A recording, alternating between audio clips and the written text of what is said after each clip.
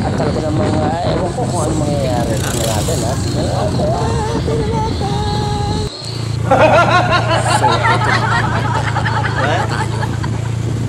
Excited na akong makita yung murang bangos. Dahil kagabi, bumili kami, dinain ko kaninang umaga at almusal. So ngayon, this time, plano ko mamayang gabi ay isisigang ko naman. May kamatis, may sinigang sa sampalok, may talong, may okra, may talbos ng kangkong, tapos yung tawag dito, labanos. Diba? Ang sarap nun. Higop abaw, patay ilaw, brown out. O diba? Ayan.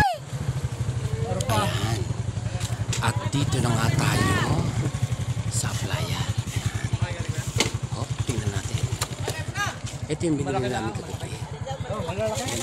Bangos! Kuya, 120 lang dito.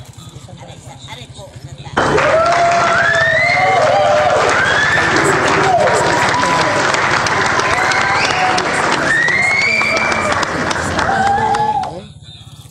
Dito lang yan sa may Lake Aplaya, kaya kung gusto niyo bumili ng bangos, dito lang.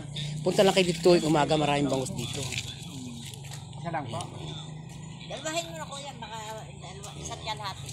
O, tigi 1 kilo lang kami ni Captain Action Team. Ayan. 1 kilo lang. Yan ang sinadya namin kagabi doon sa may Subic pa. Kasi sarado na sila, kaya doon kami pumunta sa Subic. Hindi. Tigi 1 kilo kami. Tigi 1 kilo. Ay, ihiwalay Yung malaki lang ha. Isang mali. Teka, isang mali. Kaya kung gusto nyo mga kabarangay na bumili ng bangos pag umaga, dito lang kayo kay kuya. Yan, suki-suki kami niya. Kasama namin si Kapitan kagabi, bumili kami ng bangos.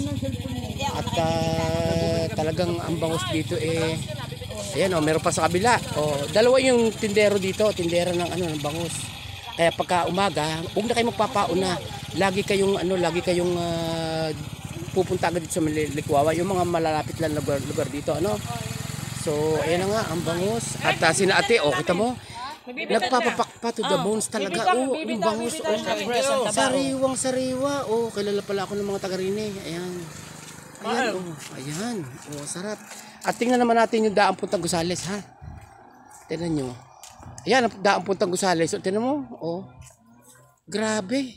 Ayun, ang mga volunteer na naglilinis doon para matawiran uli. Tingnan natin. Ayun ang daming volunteer naglilinis.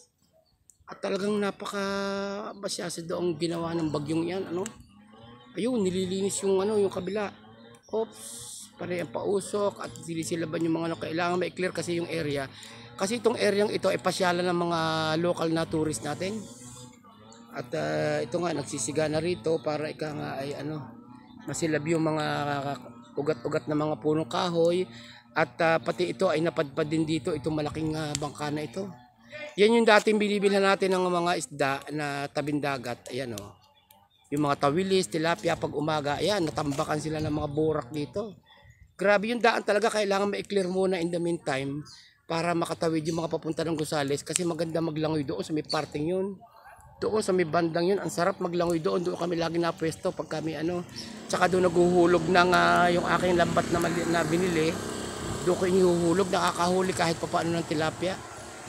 So ito ang Aplaya mga kabarangay. Talaga namang grabe anong nangyari dito. Ayan doon sa mga nagre-request na puntahan natin yung mahabang buhangin area, pasensya na kayo, wala ho tayong masasakyan at saka napakasulong ng tubig. Hindi ho natin ma-i-vlog yung mahabang buhangin. Dahil yung mahabang buhangin ho ay napakalayo pa. Although na kahit gustong-gusto ko hong i-vlog, hindi ko naman ho magawa. Dahil nga ho malayo at saka Diyos ko, sasakay pa tayo ng bangka. Alam niyo naman ako yung duwag sa pagsakay sa bangka. So yung bangos dito, dito bibili kami ng tig 1 kilo. Napakaganda naman ang klase ng bangos at marami dumadayo dito. Pati yung ating mga akala ko bibili din sin electrician. Paparito yung kasama din namin ha. Yung aming naka-COVID, paparito rin bibili din mga kasama namin. Alin ho yun sa akin? Parehas po labis yan. Isipin nyo mga kabarangay, 100 laang pero ang sarap ng bangos. Sige, babayaran ko.